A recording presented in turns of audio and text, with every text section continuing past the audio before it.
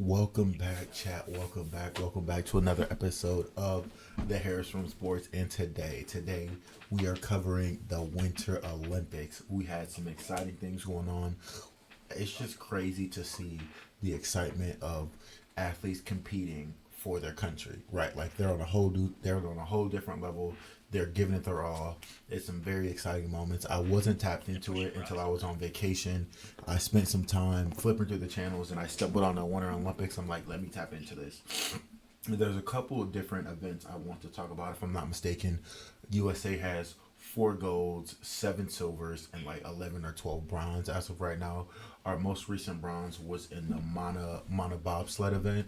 So we're doing some good things. And before we even get started, I want to tap into what Jordan Stoltz had done. He had set an Olympic world record. He is the first individual to win the 500 meter and the 1,000 meter speed skating event since I want to say like 1960. And just look at the competition level between these two athletes, right? Like Jordan Stoltz, he's facing the same guy that he faced in the 1,000 meter. It's edge, you know what I mean? And they're really going at it. Jordan Stoltz, he started from behind and found a way to dig deep to get the job done. Set an Olympic record time, and this right now just makes me excited to be an American, right? Everything that's going on in the world, this is another. We're not going to get into that. We're going to focus on everything that's going on in the Olympics right now. The Olympics are absolutely breathtaking.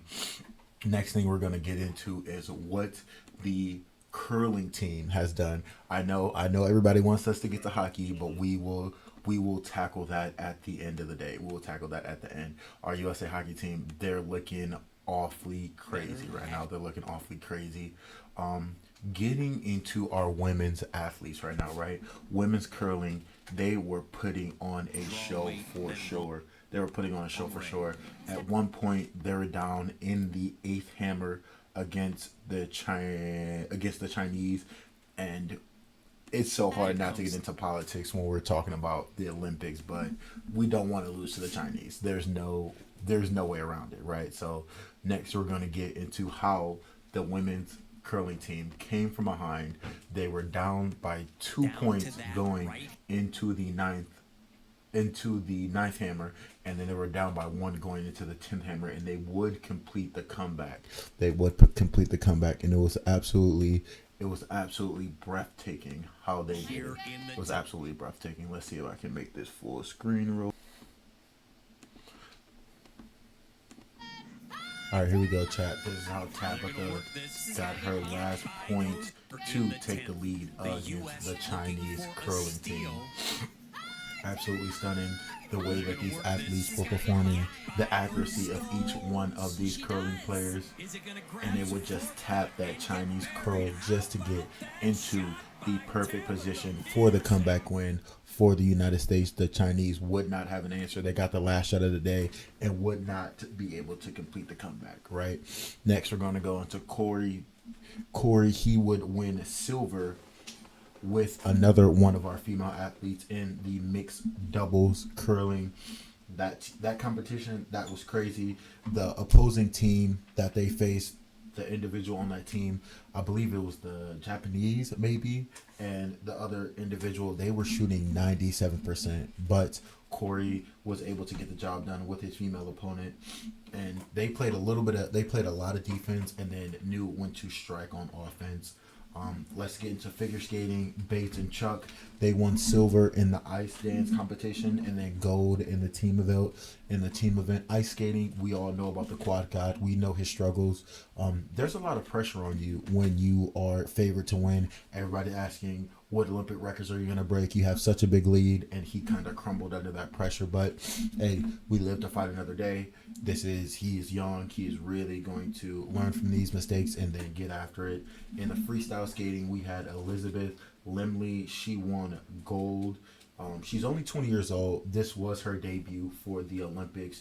To win gold in the freestyle skiing, she set a time of 82.3 seconds, and then she would win bronze in the duels mogul, and then her teammate Jalen Koff, she would get silver. So we had two Americans on the podium for the same event. So both of them, they were clean. They were clean races, good form, no mistakes. Interesting to see the ability for them to ski downhill. There was a lot of hilled areas, and your ability to kind of react to those hills and how you would adjust to coming down that hill at a speed with that form was definitely interesting to see. You had alpine skiing. Ryan Cochran, he won gold in that event. And what's interesting to me is during that skiing event, he was moving at 63 miles per hour. That's when you're moving that fast, that low to the ground, you're moving at the same speed as a car, right? But you're skiing down a mountain. So that was interesting to see. And then lastly, we are going to get into hockey. We're going to get into both men's and women's hockey. Our women's team and men's team both undefeated right now. Our men's team is putting on an absolute clinic right now, right? I know our rival is Canada. I know that's the match that everybody has circled, but just making sure that we go into that Canada matchup on our P's and Q's. We want to make sure that we are at the top of our game, right? We want to make sure that we are peaking at the correct time. And America, they're finding their footing. What they're doing is my most important thing for Americans right now is taking advantage of our power plays, right? We want to make sure that we are scoring every chance that we get. Right now, we have doubled all of our shots on goal compared to our team, compared to our opponents right now. When we played Germany, we had twice as many shots on goal. That goes for men's and the women's. At one point, the USA hockey team was leading 6-1 against one of our opponents, and we just beat Germany, I believe 4-1. So our both of our hockey teams are taking care of business, and I'm excited to see what the rest of the Olympics has to offer. Right, just like I said earlier, these athletes are competing on such a high level, and they're really getting the job done. And I haven't seen competition like this in a long time, right? Yes, we saw college football, the playoffs, they were interesting, but they were so lopsided all the way until the end, and it was still kind of lopsided. So seeing this different type of fierce competition, seeing this kind of energy from the players channeled in the right way, the way that US is carrying themselves is ultimately my favorite right now. We're not celebrating too much. We're keeping our poise, we're keeping our professionalism, and we're getting the job done, right? We can celebrate once we win that gold. We can celebrate at the end, but carrying our mannerisms and carrying how we go about business is the most important thing right now. We want to show that we are at the tip of our game. We are peaking at the right time, and we know how to get the job done. I appreciate you guys for tuning in to one of the Harris Room Sports podcasts. We're going to do another Olympics. I want to say either later this week or next week. We're going to get into some championship basketball. Make sure you guys like, comment, subscribe, and stay tuned for the next one. Appreciate you guys for tuning in.